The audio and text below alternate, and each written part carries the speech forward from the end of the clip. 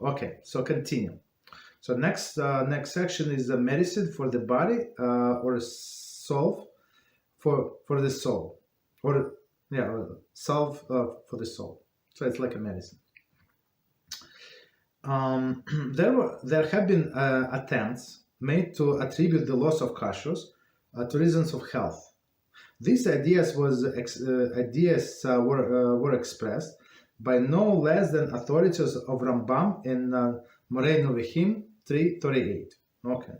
According to Rambam, all of the foods forbidden by the Torah are unwholesome and unhealthy. So in this book, just so we understand, so it is translated in English as guide for perplexed. So meaning some like simple explanation, simple logical explanation, many concepts of the Torah, right? So do all of the sages agree with Rambam said? Some things he oversimplified, okay, for some people. So it's not the prime book to learn for us. Let's put it this way. So, and one of the subjects that he discussed that so all of the kosher food is good and all of the not kosher food is not good, right? So let's see. The fact that its intestines produce cold and thick blood. One second. The fats of the intestines produce cold and thick blood. Pork contains superfluous matters and too much moisture.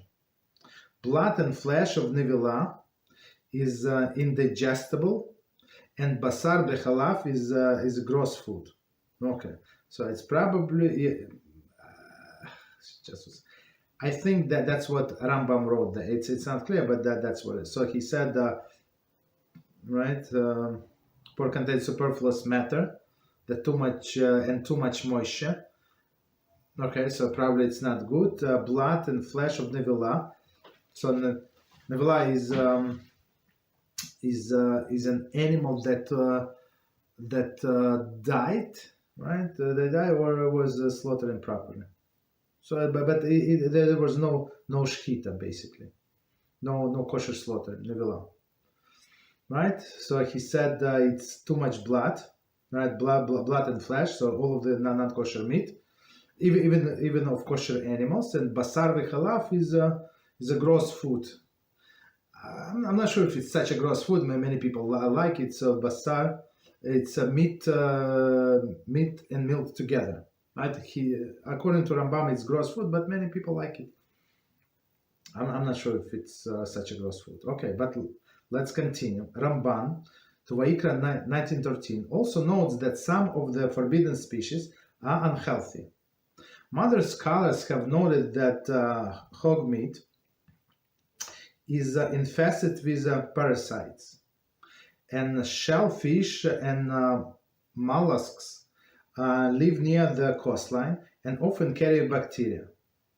It has been alleged that treif is prohibited because it's likely to suffer from some illness injurious to man. Okay, so let's see all of this. All of the parasites, mollusks, bacteria.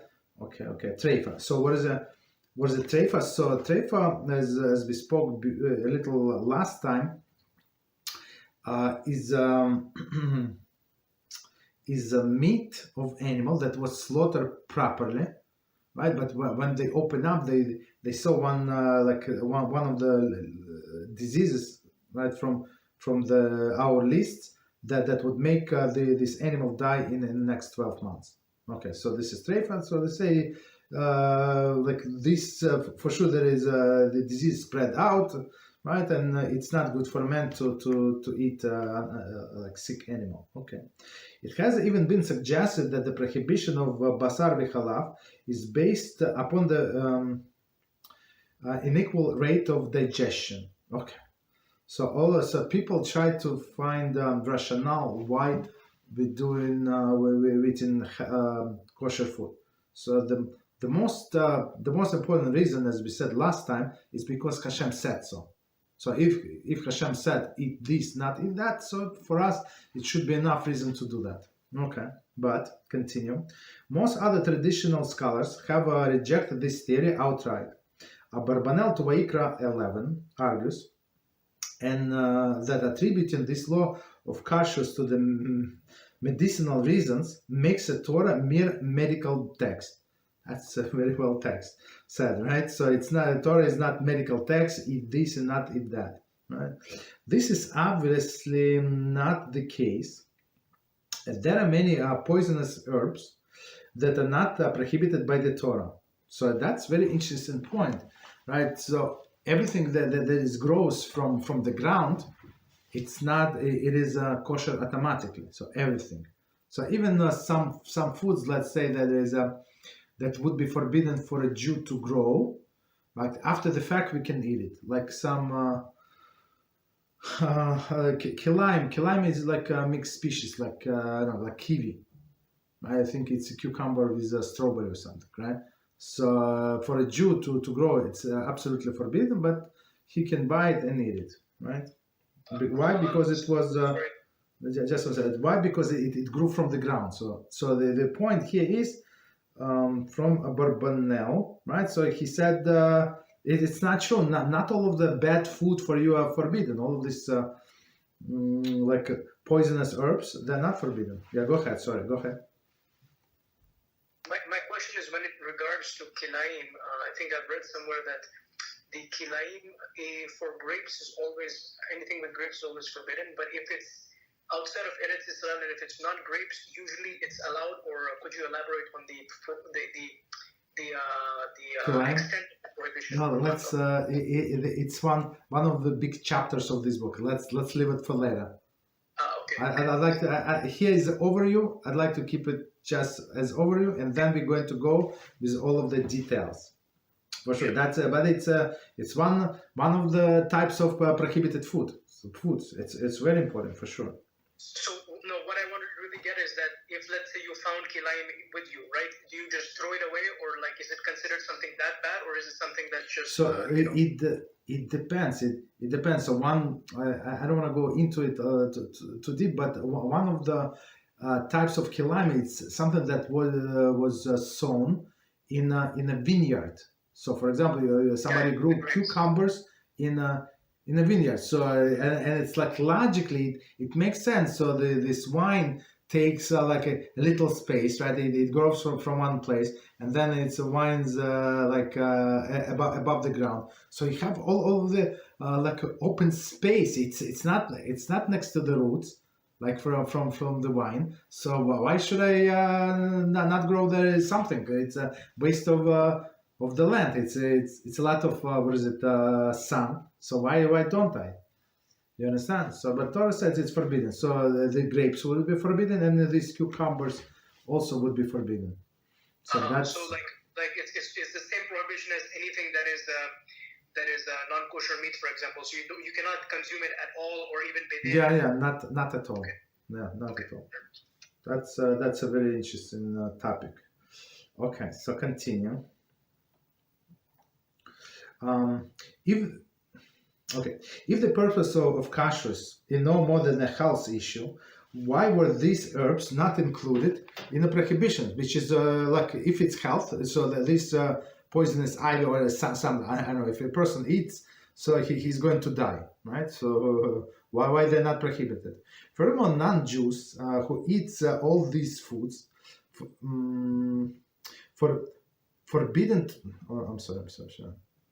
Furthermore, non-Jews who eat all this food forbidden to us appear, so foods that were forbidden to us appear no less healthy than the Jew who abstain from this food. So you see all of these boxers, all of these basketball players, right? They eat all of the cheeseburgers, and they go find another Jew who can jump and run as these athletes, right? And that's what they eat, all of the junk food.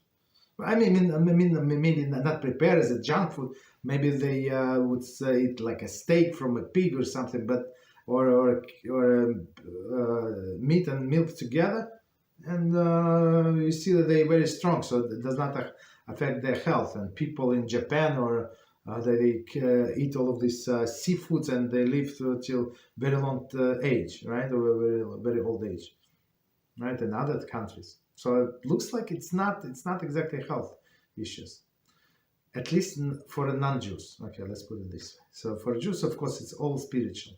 Similar argument is made by Sefer Akeda Yitzchak, who was strongly criticizes Rambam's view. It is in fact the law of Kashrut was based on a health.